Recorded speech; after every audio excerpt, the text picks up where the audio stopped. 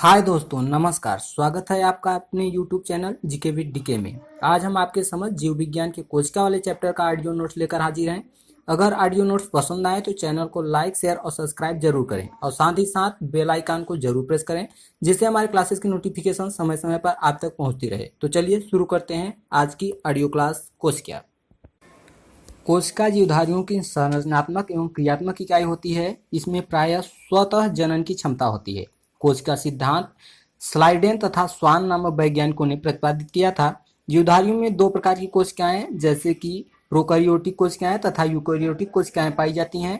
Prokaryotic कोशिका में केंद्रक कला, केंद्रिका, कला युक्त कोशिकांग इत्यादि नहीं पाए जाते हैं। इनमें आनुवंशिक पदार्थ पाए जाते हैं, परंतु इनमें हिस्टोन प्रोटीन संयुक्त नहीं होती है।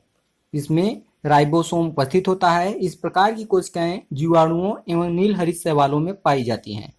यूकैरियोटिक कोशिकाओं में पूर्ण विकसित केंद्रक, केंद्रिका तथा कलायुक्त कोशिकांग इत्यादि उपस्थित होते हैं। इन कोशिकाओं में हिस्टोन प्रोटीन पाया जाता है। इस प्रकार की कोशिकाएं पेड़ पौधों, जंतुओं, कुछ शैवालों इत्यादि में पाई जाती हैं। पादप कोशिका जंतु कोशिका से भिन्न होती है, क्योंकि इसमें कोशिका में बाह्य आवरण कोशिका भित्ति कहलाता है, जो कि हरे पौधों में मुख्यतया सेलुलोज से निर्मित होता है। जंतु कोशिका में कोशिका भित्ति का अभाव होता है। इसके अलावा जंतु कोशिका में हरित लवक अनुपस्थित होता है, जो कि पादप कोशिकाओं में पाया जाता है।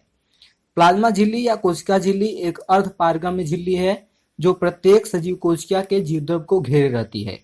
रॉबर्टसन द्वारा प्रस्तुत अवधारणा के अनुसार कोशिका झिल्ली की बाहरी एवं भीतरी परतें प्रोटीन द्वारा तथा मध्य परत लिपिड द्वारा निर्मित होती है। वर्तमान में सिंगर एवं निकोलसन द्वारा प्रस्तुत अवधारणा सर्वाधिक मान्य है, जिसके अनुसार कोशिका झिल्ली में फास्फोलिपिड की दो परतें होती हैं, जिसके बीच बीच में कुछ प्रोटीन होती है।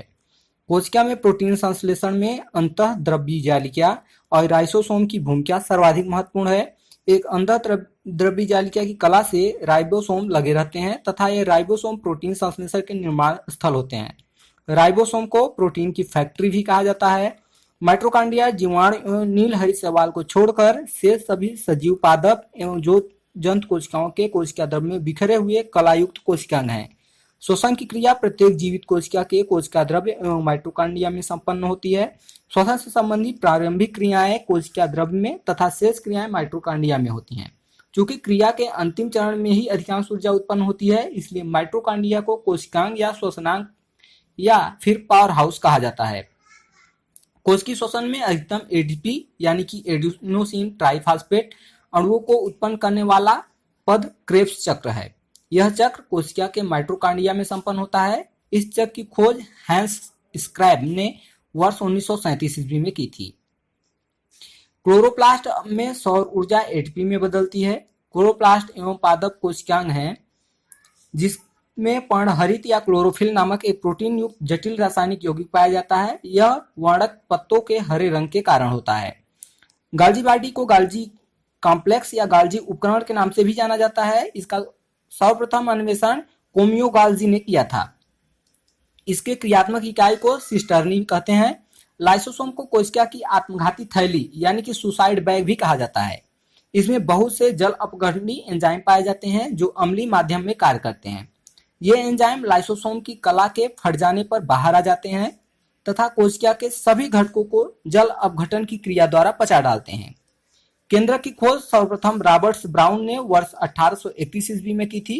एक कोशिका में प्रायः एक केंद्रक ही होता है। यूकैरियोटिक कोशिकाओं में इसे कोशिका का नियंत्रण केंद्र कहा जाता है। इसमें आनुवंशिक पदार्थ डीएनए पाए जाने के कारण इसका प्रमुख कार्य जीवों के पैतृक लक्षणों को संतान में भेजना है। डीएनए की खोज फ्रीडरिक मिशर ने की थी तथा डीएनए का double helix modern James Watson तथा फ्रांसिस क्रिस्ट ने दिया था।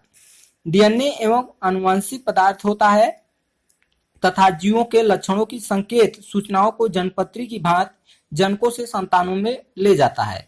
यह नाभिक के अलावा माइटोकॉन्ड्रिया तथा हरित लवक कोशिकांग में भी पाया जाता है। मनुष्य एक लिंगी प्राणी है, जिनमें गुणसूत्रों की संख्या 23 जोड़ी यानी कि कुल 46 पाई जाती है।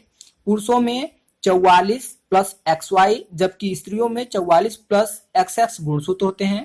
पुरुष तथा स्त्री में 22 जोड़े गुणसूत्र यानी कि 44 गुणसूत्र ऑटोसोम्स होते हैं, जबकि 23वां जोड़ा गुणसूत्र पुरुष में XY तथा महिलाओं में XX होता है, जिन्हें लिंग गुणसूत्र भी कहते हैं।